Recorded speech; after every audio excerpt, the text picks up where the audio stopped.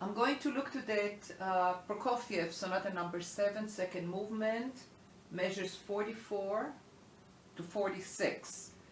And this is from Kyle, who's asking,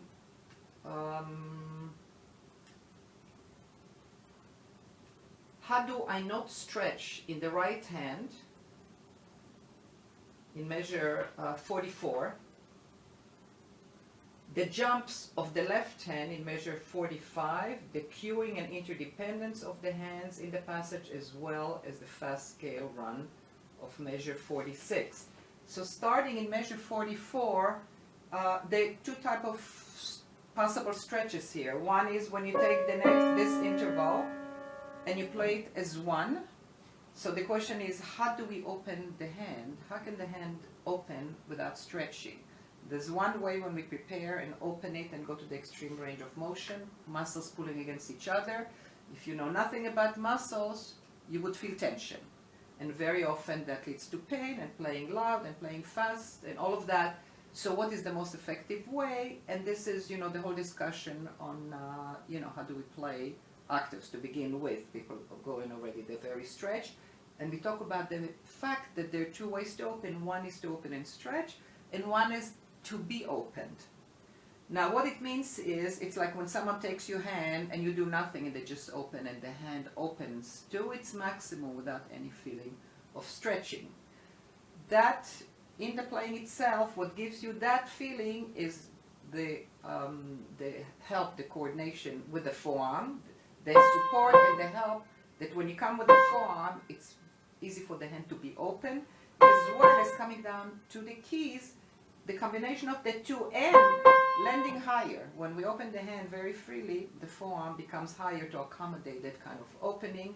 So all of those things end up with being able to open the hand to its maximum. Then you watch that the second finger is not pulling this way, the other fingers are not holding up, they're not relaxing down, the other issues that go with it. But the basic one is, for these purposes, how to open or to be open so that there's no stretching. Now when you know how far your hand can go, mine can go, let's say, a ninth, without the feeling of stretching, and more than that will stretch you, we have to go then to breaking that interval or that chord. The one thing we should never do is stretch. And so when we do it here, first of all, if you see that the fifth finger is a little bit inside because the thumb is on a black key. If I play that fifth finger out, I'm already twisting. And twisting is the main reason for wrist pain on the side and other problems. Anytime we break the alignment between the finger, hand and forearm, there'll be a problem. And they multiply. But let's say this is too big for someone's hand, then you go into single notes. If you're breaking an interval or a chord, you are playing single notes in quick succession. And it's impossible to talk about that without talking about rotation and walking hand in arm, because it's either that, where the forearm is getting you across and the fingers then play, come down with the key with the help of the forearm, or the only other alternative is to stretch. So you can pick and choose. So it starts single rotation. If we break it, goes to here and back a single rotation and back a single rotation. So if you look at it, it's like a trill. It's a single rotation, and then you can when you do it quickly and you have mastered this feeling of getting across without stretching, it can be very quick. Now from here to here again, you have the rotation, which brings the forearm with it. And if you go to the 5 again, you have to get off it if you're playing the same finger again. And it's a double rotation, a little bit of a getting off. If you decide to go to the 4th finger, you can do that. It's still a double rotation.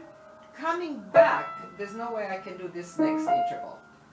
And I don't know how many people can do it without stretching. So if you do it, a single notes, single to the D sharp, single to the F. And you see again, my 5th finger is inside. In order not to twist, I go back. It's a single rotation to the thumb, to the 2 single rotation, little staccato with a double that you don't even see.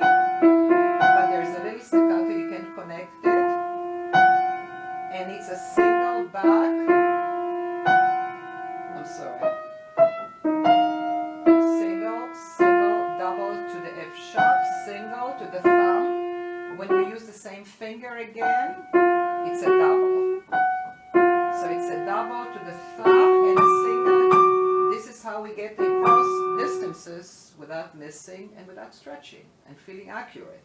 So again, this is making it very small.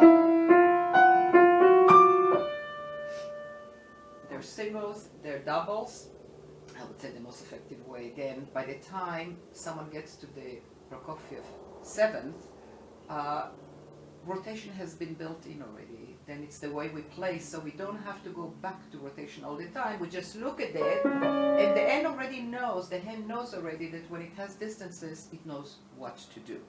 It also knows that in measure 45, when you have what looks like legato octaves, that physically it's impossible to do legato.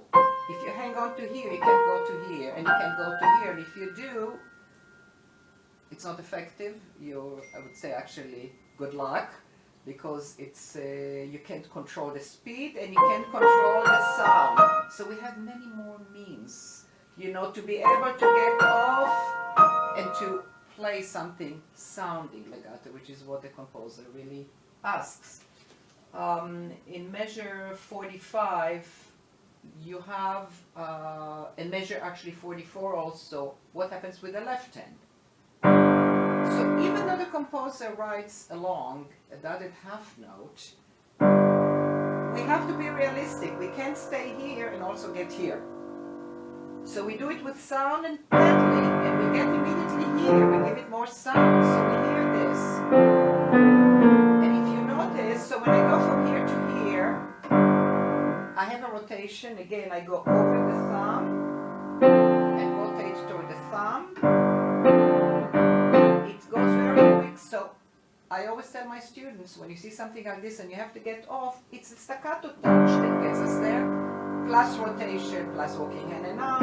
I think the closest note from 1 to 5, but you see what my forearm is? It's right there for the chord to be able to come down with ease and express every finger. And I'm going even a little bit more in, because I'm coming right here. My 3 and my 5, the hand always stays like that. They're more inside, and then you stay inside. Now what happens with the A flat? It has to send you back here. That's the choreography of the piece, of those measures. Takes you down here, sends you right back. So what he has the beginning, or this is the bass line. And you can bring it with a sound, and the ear still hears it, and every time you come there, you connect those sounds. So you're coming from here.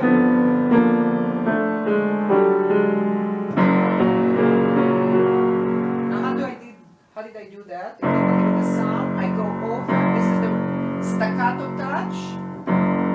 There is the rotation. Slow down. I'm thinking from my thumb to my 5th finger, all intervals and chords rotate in this direction and coming straight down. But the rotation in many of those cases is not from here. It would still be good to do it rather than not to do it, because if you just move across, it's a lot more movement and it's tiring immediately. But the rotation over the thumb in this case is quicker, and you feel the distances between the thumb and the 5th finger. Now when I do it, I don't think that you can see the rotation. Rotation is there. And then it's a double. I do 2, 5, 1, 4. Get off the 4th so I can cross toward the thumb. Single rotation, single, double, double. And that has to send me right back. And this has to send me right back. So even though it says half note, I have to be sent right back. And then I get off here so that I can get, I don't know what fingering you're using, but I would be right inside rather than twist. And then I play this, and that has to send me right back. That's how we have to look at music. To take all those elements, then put it in speed, bring out the sounds, the timing, all of those things. The shaping is a huge means for putting the technique, all the movements together, but also to express. Without it, it's very hard to sound expressive. One other thing in measure 46, the question, how do we do that scale quickly? Again, I can't talk about scales without talking about the rotation. Single, double, double. Now when you go to the 5, you can't connect it to the 1. It's a single rotation to here with a little staccato. So it's the same as when we go and we cross like this. A single rotation for crossing or coming back. Except that when it goes from 5 to 1, you can't connect it. So you use a little bit, I'm making it very big so you can see it. It's a single rotation.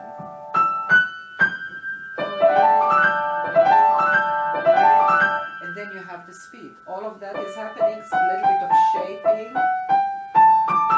So again, I'm always mentioning rotation because it's our most basic movement for all the parts that initiate those movements to move together and to avoid all the stretching, all the isolation, as well as other things. So the reason I stopped on the G, because right there you have a single rotation to go back to the octave.